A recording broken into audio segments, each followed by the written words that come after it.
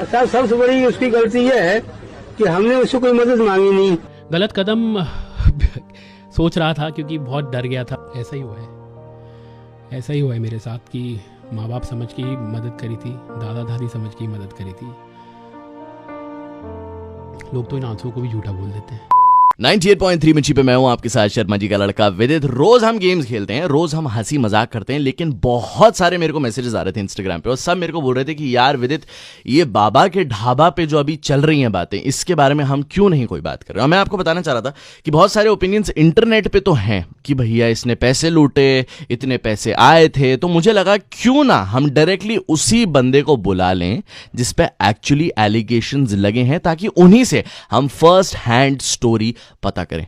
मेरे साथ हैं यूट्यूबर गौरव वसंत। गौरव भाई, क्या हाल है? बहुत बढ़िया है भाई, बहुत हिम्मत मिली है आप लोगों के सपोर्ट से, ये देख के कि पूरी दुनिया हमारे साथ है इसी चक्कर में, क्योंकि उनको पता है कि क्या सच है और क्या सच नहीं है।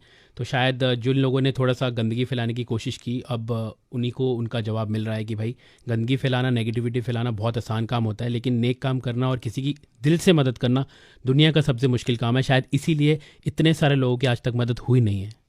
और मैं अभी आपको बता दूं, मैं ऑलरेडी आपकी बात मान नहीं रहा हूं। अभी मैं आपसे बहुत सारे सवाल पूछूंगा और ये दिल्ली के सवाल हैं और आपको हमें प्रूव करना पड़ेगा आज कि आप इनोसेंट। जी। बहुत सारे एलिगेशन लगे हैं मेरे पे भी पिछले कुछ दिनों में। उन्होंने बोला कि भाई अगले दिन 8 तारीख को बाबा के अकाउंट में 75,000 रुपये कैश उनके पास आए और उसकी कोई रिसीट आपने इनको दी नहीं। बाबा ने बोला ये कि आपने मेरे को रिसीट नहीं दी, पता नहीं गौरव ने वैसे जमा कराए भी कि नहीं कराए।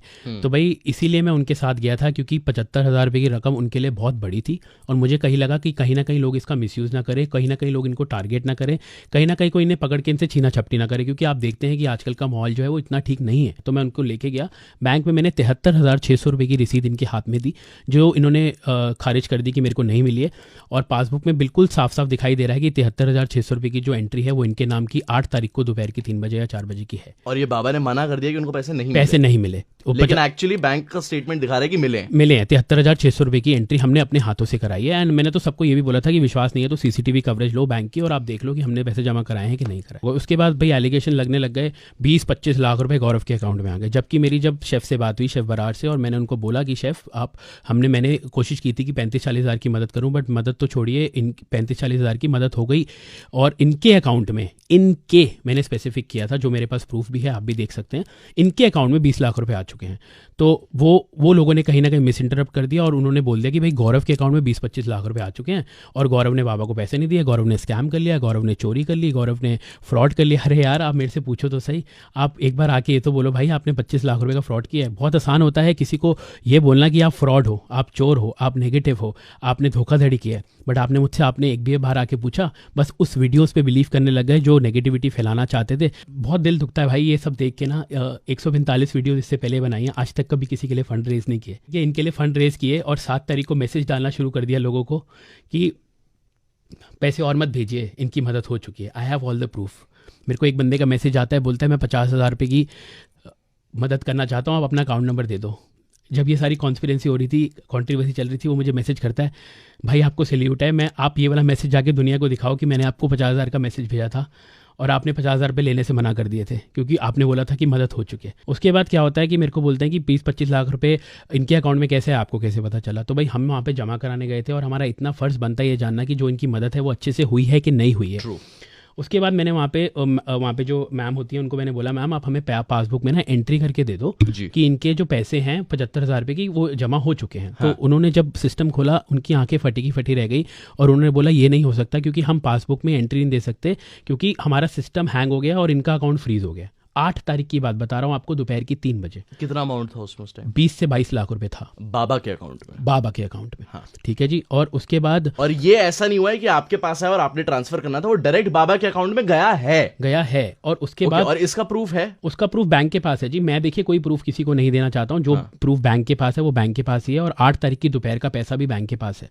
ठीक है, वो आपके सामने है, सब कुछ आपको पता चल ही जाएगा जब उनके अकाउंट की डिटेल्स आएंगी आपके सामने। बाबा बोलते हैं 10 तारीख को मैंने अपने अकाउंट नंबर दिए हैं लोगों को, 2-3 बंदों को, उससे पहले मैंने किसी को अकाउंट नंबर नहीं दिया। तो विदित भाई 8 तारीख को अकाउंट सीज कैसे हो गया अगर इन्होंने अकाउंट नंबर नहीं दिया तो, या इन्होंने कोई और IMPS की डिटेल्स नहीं दी तो?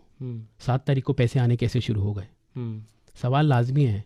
और सवाल का जवाब मैं नहीं मांगता, आप मत मांगिए, सवाल का जवाब बैंक आपको दे देगा। जब इनकी डिटेल सामने आएंगी आपको सब पता चल जाएगा कितने पैसे थे। 20-25 लाख रुपए की अकाउंट की डिटेल इन्होंने उल्टी मेरे पे डाल दी कि गौरव के अकाउंट में 25 लाख रुपए हैं। आज से पहले तो मैंने कभी नहीं लिए किसी से पैसे, आज से पहले तो मैंने कभी किसी के लिए फंड रेज नहीं किया, आपके लिए किए। आपने ही मेरे पे लालचन उछाल दिया और आपने ही मेरे को बोल दिया कि गौरव ने मेरी मदद नहीं की, मैंने तो उसे बुलाया नहीं था, वो क्यों आया मेरे पास चल के।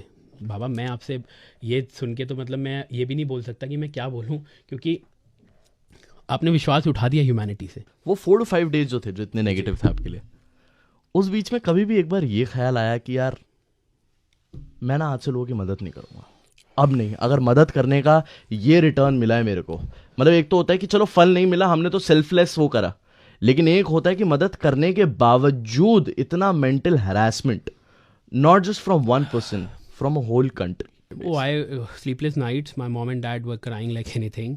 गलत कदम सोच रहा था क्योंकि बहुत डर गया था और बहुत सहम गया था और बहुत घबरा गया था, क्योंकि लोग बहुत गंदी गंदी बातें बोल रहे थे परिवार के लिए, मेरे लिए, कि तू चोर है, तू स्कैमर है, तूने पैसे खा लिए बाबे के। अरे तुमने ये तो देखा नहीं कि वो बाबा क्या था, वो बाबा जी क्या थे पहले, जब उन्हें कोई पूछता नहीं था। आपने कभी ये बोला कि गौरव भाई आपने मदद करी, बहुत अच्छा किया, आपने किसी को आगे बढ़ाया, बहुत अच्छा किया, आपने किसी की रातों रात ज़िंदगी बदली, बहुत अच्छा किया। ये लोगों ने तब बोला जब सारे लोग साथ थे, लेकिन जब एक अगेंस्ट हुआ तो दुनिया अगेंस्ट हुई। एक चीज़ जो मैंने नोटिस करी कि आपने बहुत सारे इंटरव्यूज में भी बोला है और देखा कि आपने उनका for a reason bank account बनाया था कि भैया आपको बहुत सारे पैसे आ रहे हैं अभी, तो आप इमोशनली इतना इन्वॉल्व कैसे हो गए with Baba and his family, क्योंकि आप उनके लिए सब कुछ मैनेज करने लगे, you went a little beyond. I think मैंने अभी तक किसी को ये बात नहीं बताई है, तो I think you are the first one जिसको मैं ये बात बता रहा हूँ कि थोड़ा सा रिवाइंड में चलते हैं।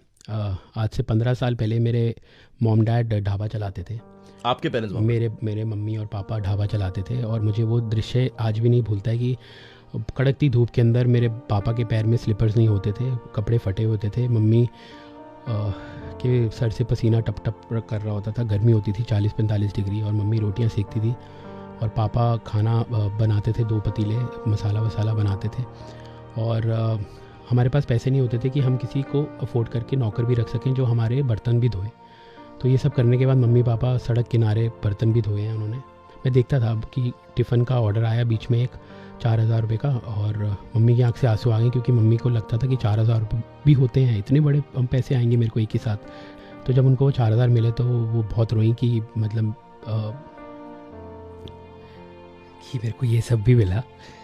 और इसीलिए मुझे कहीं लगा कि वो सब देख के मुझे लगा कि मेरे माँ बाप भी ऐसे मेहनत करते थे और करते हैं, बहुत करते हैं, हर किसी के माँ बाप करते हैं।